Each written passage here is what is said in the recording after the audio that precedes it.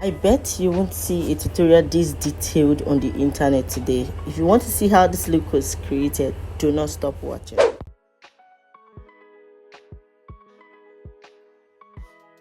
Hi my besties, and welcome back to my channel. It's been a minute, but we're back, we're fully back. You guys didn't tell me that Okuku is this heavy.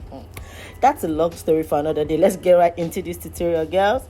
Okay, so the first thing I did was take my micellar water and clean her face. We needed to give her some deep cleansing because she had makeup on the previous day, but that's what we have to do. We have to clean properly.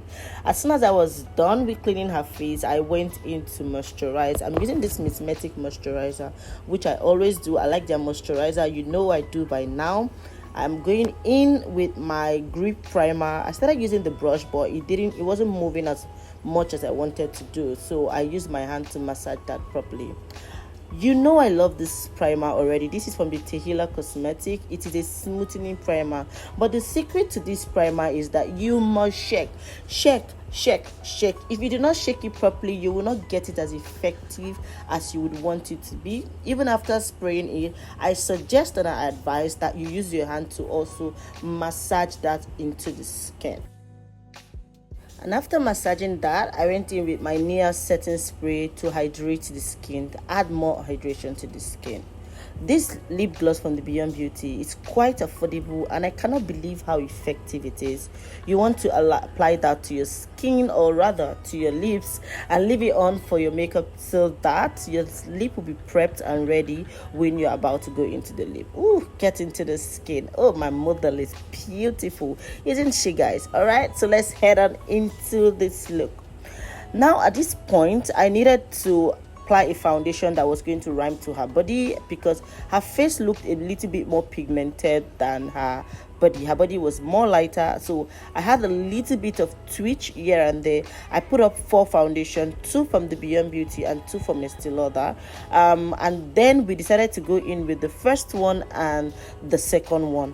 After mixing them together, there is a twitch to this mixture, guys. Please keep on watching.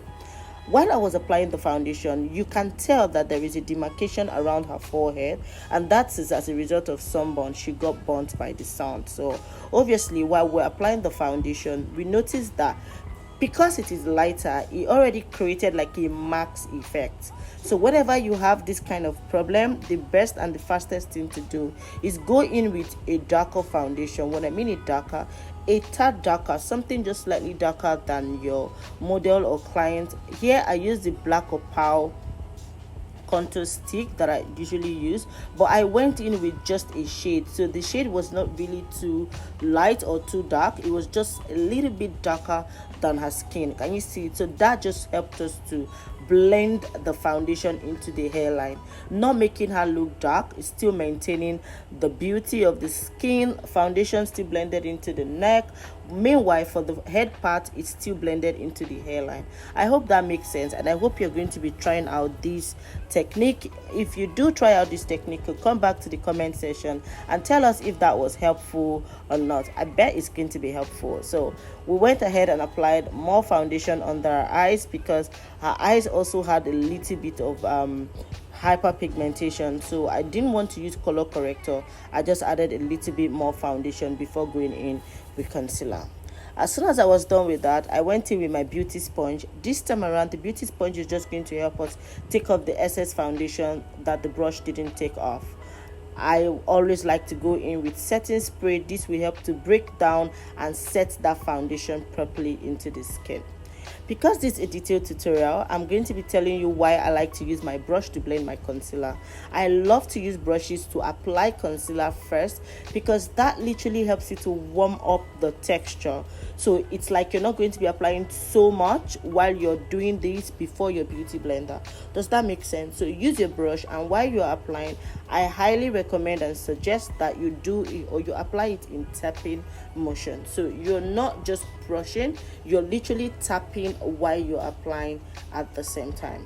As soon as we're done with concealer, I went over with my contour. I'm using the Black Opal contour in the shade Corab and Beautiful Bronze. Those are the 2 shades we use for our beautiful model. As you can see, the okuku was heavy. It was really heavy, and at this point my model kept on moving her head front and back. But what do? We have to move. So I'm also contouring her nose and just giving her structure to the nose. I'm combining the both shades, by the way. Tap and tap is my technique always. I tap on one and I tap on the next. This just helps me to maintain the texture so that it doesn't look too dark, or it doesn't look too light. Going back into blending my highlight at this point, my model head was, the okuku was very heavy. It was heavy, so at some point I was helping her maintain balance in between. Now it is a thing to use beauty puff to set your under eyes, and I'm sure you do not want to be left in 2024. So girls, let's go over to 2025. Here you're going to be using your beauty puff to set your under eyes, and to do this, ensure that you already have your beauty puff with setting powder and your beauty blender on the other hand. So as soon as you're done with your beauty blender, you just want to pat. I had to zoom in so you can actually see the impact. Ensure you are patting. Do not drag. Do not drag at any point. Do not drag, girls. So you just want to make sure you pat and get a better result. As soon as I was done with that, I got in another beauty puff, and I'm taking my powder from the Makeup Forever and Charlotte Tilbury, okay, Charlotte Tilbury, and I took those two powders together, took another puff and pat that in. Use the triangle pat, as that would make your job pretty easy. Next up, I'm going in with powder. I'm using this Fenty powder from the shade 330 and 310. This Fenty has my heart, girls. Like, I love her powder so much. It gives me so much coverage, and I do not even have to apply too much. So I'm just taking my big powder brush and buffing powder into my model skin. Like I said, it's a detailed tutorial, so I'm not going to be parsing. I'm going to be explaining each of these steps one by one. If you have any concerns or you have any problem about makeup and you want me to talk about it in my next video, do not forget to mention down in the comment section, and I will do my best to answer that. Next up, I'm going in with my bronze, and I'm using the bronzer from the Fenty Beauty 07 and by Mario bronzer from Deep. Sorry, the shade name is Deep, and I'm using that to just apply warmth to the skin. If you've done all those processes, there's obviously going to be demarcation between your under eyes and your blush and your contour. So I like to go in with this Beyond Beauty powder because it's pretty soft, and I just use it to blend my under eyes and blush together. This just does the magic for me. As soon as I'm done with that, I'm going ahead to bake. The primer from the one to blend. Starting with that, I always like to start with brown. So anything that has to do with brown, with my brown, I always start with brown, always. So once I'm done with brown, I begin to intensify.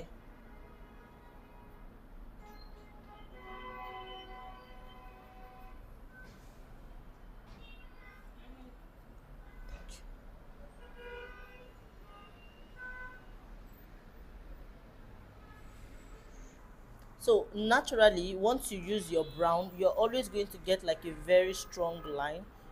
Strong depending on how the impact or the shade of brown you've used.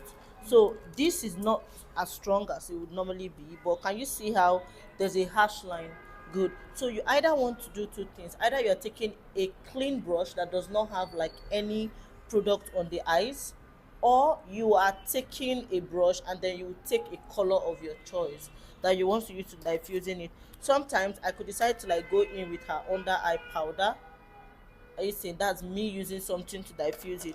But sometimes I just go in with a clean brush and then I'm good to go. By the time you go 4 to 5 times, you will notice that the lines have actually disappeared. So next up, I'm going to intensify.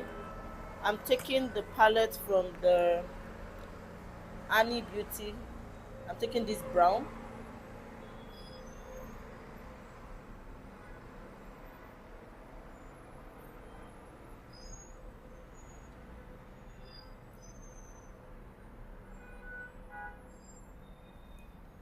For any color you apply, diffuse. That's the major technique to getting that perfect eyeshadow you want. All right, so that I'm done with that, I want to use it. So next up, I'm taking this shade.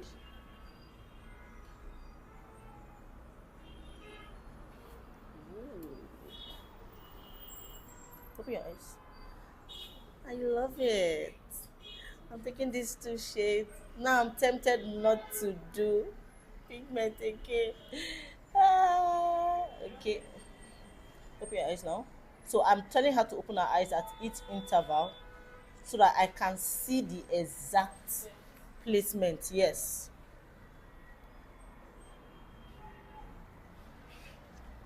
Sorry.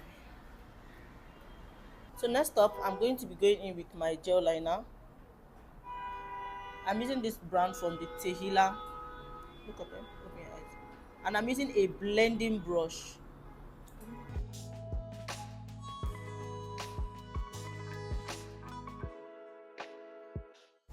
As soon as I'm done lining her eyes, I'm going to proceed to the next step, which is literally going to check and balance and finish up the whole look. But while I was lining the eyes, I decided that I was going to introduce a bit of pigment. I'm sorry my voice is down at this part. I had to record this video after recording the first one, so bear with me. So we went in with this pink shimmery pigment from the Twinkle pigment and just pat on top of the matte eye. So that was what I did. I went ahead to draw her brows, and I'm tracing the brows using my Mabrook pencil. My Mabrook pencil literally just helps me to shade in, so I am not painting. Anytime I draw my brows, I am not painting. I literally just shade through, and because my shadings are usually so neat, I sometimes do not even have to conceal them. That's what I did for this bride. I really did not conceal her brows. I only just shade through, and it was neat enough.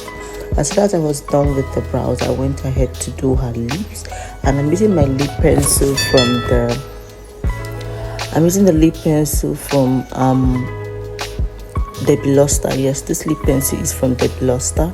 I literally just used it to line her lips. I took my time with lining her lip because I didn't apply any lipstick. So the only thing I did was line her lip thoroughly and blended out the liner. So it's more like I was diffusing the liner. Do you understand? I didn't want the liner to just stand out on its own. So as soon as I was done applying it, I used a brush to kind of spread around.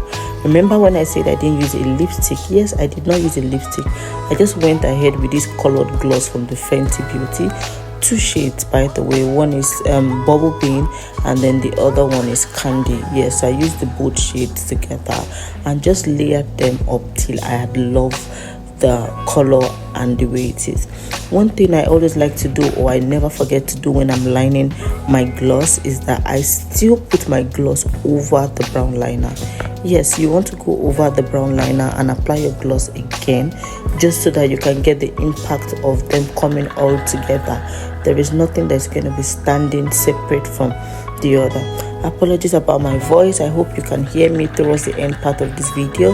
I am recording this video because I didn't want it to take too long, even while I'm down. Okay, all right. So since I was done with the lip, we're done with the look. All I did now is take powder and my powder brush and applied powder to all the areas that I just wanted to blend out.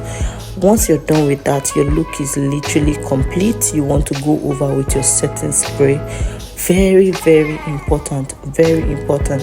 So I go over with my setting spray at this segment. I'm using the Charlotte Tilbury setting spray. This just helps me bind everything together. It mustn't be Charlotte Tilbury, it could be any good spray of your choice. Go back with your setting spray. It helps you to break down the whole powdery looking makeup and settles it down into your skin.